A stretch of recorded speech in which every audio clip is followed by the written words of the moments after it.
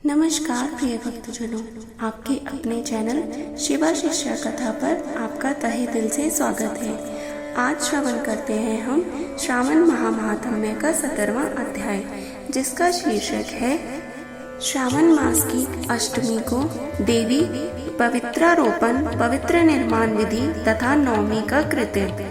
ईश्वर बोले, हे देवेश, अब मैं शुभ पवित्रारोपण का वर्णन करूंगा। सप्तमी तिथि को अधिवासन करके अष्टमी तिथि को पवित्रकों को अर्पण करना चाहिए।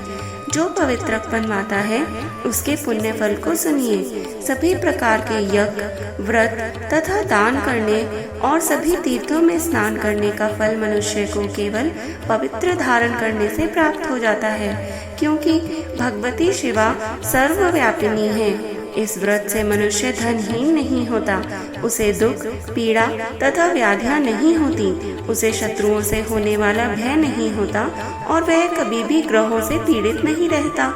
इससे छोटे बड़े सभी कार्य सिद्ध हो जाते हैं। हे वत्स, मनुष्य तथा राजाओं के, विशेष करके स्त्रियों के पुण्य की वृद्धि के लिए इससे श्रेष्ठ कोई अन्य व्रत नहीं है। हे तात, सौभाग्य प्रदान करने वाले इस व्रत को मैंने आपके प्रति स्नेह के कारण बताया है।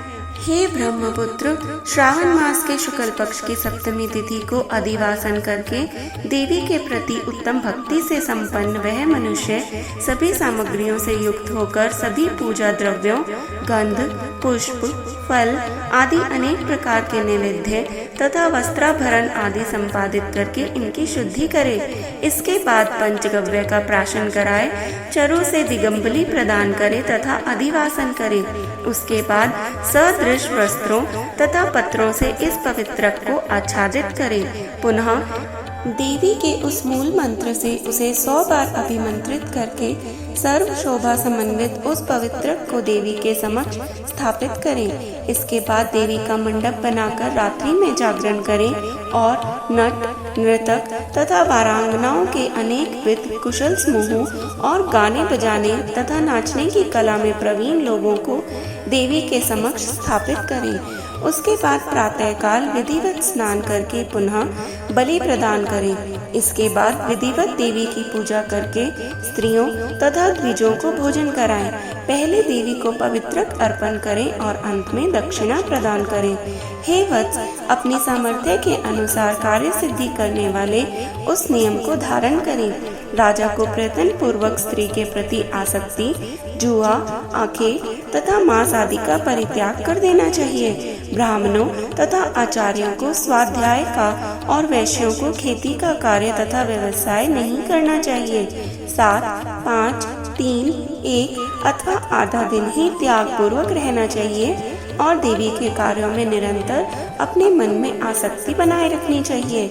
हे मुनिसतम, जो बुद्धिमान व्यक्ति विधान पूर्वक पवित्रारोपण नहीं करता है, उसकी वर्ष भर की पूजा व्यर्थ हो जाती है।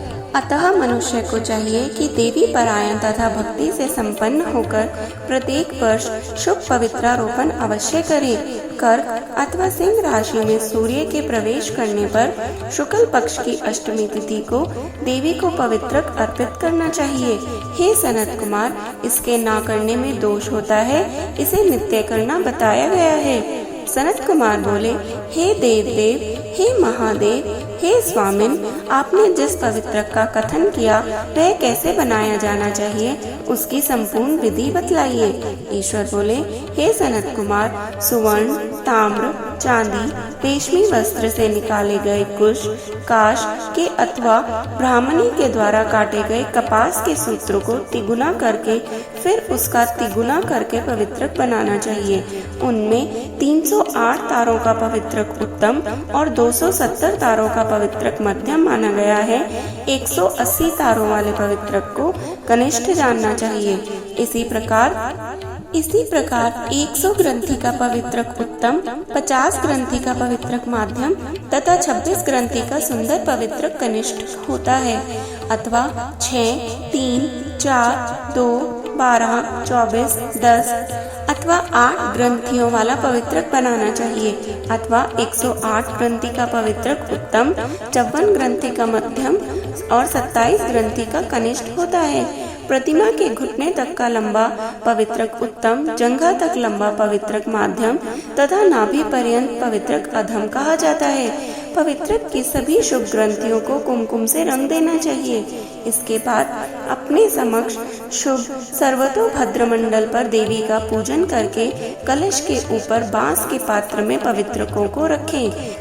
3 तार वाले पवित्रक में ब्रह्मा, विष्णु तथा शिव का आवाहन करके स्थापित करें। इसके बाद का सुनिए।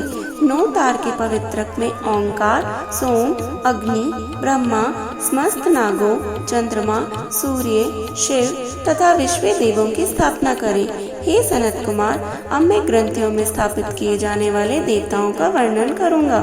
क्रिया, पारोशी, वीरा, विजया, अपराजिता, मनोन्मनी, जाया, भद्रा, मुक्ति और ईशा ये देवियां हैं। इनके नामों के पूर्व में प्रणव तथा अंत में नमः लगाकर ग्रंथि संख्या के अनुसार क्रमशः आवाहन करके चंदन आदि से इनकी पूजा करनी चाहिए। इसके बाद प्रणव से अभिमंत्रित करके देवी को धूप अर्पण करना चाहिए। हे सनत कुमार, मैंने आपसे देवी के इस शुभ पवित्रारोपण का वर्णन कर दिया। इसी प्रकार अन्य देवताओं का भी पवित्रारोपण प्रतिपदा आदि तिथियों में कर देना चाहिए। मैं उन देवताओं को आपको बताता हूँ। कुबेर, लक्ष्मी, गौरी, गणेश, चंद्रमा, बृहस्पति, सूर्य, चंडिका, अम्बा, वासुकी, ऋषिगण, चक्रपाणि, अनंत, शिवजी, ब्रह्मा और पितृ इन देवताओं की पूजा प्रतिपदा आदि तिथियों में करनी चाहिए। यह मुख्य देवता का पवित्रारोपण है। उनके अंग देवता का पवित्रक 3 सूत्रों का होना चाहिए। ईश्वर बोले, हे विपेंद्र, अब मैं श्रावण मास के दोनों पक्षों की नवमी तिथियों के करणीय कृत्यों को बताऊंगा। इस दिन कुमारी नामक दुर्गा की यथाविधि पूजा करनी चाहिए। दोनों पक्षों को नवमी के दिन नक्त व्रत करें और उसमें दुग्ध तथा मधु का आहार ग्रहण करें अथवा उपवास करें। उस दिन कुमारी नामक उन पापनाशिनी दुर्गा चंडिका की चांदी की मूर्ति बनाकर भक्ति पूर्वक सदा उनका अर्चन करें।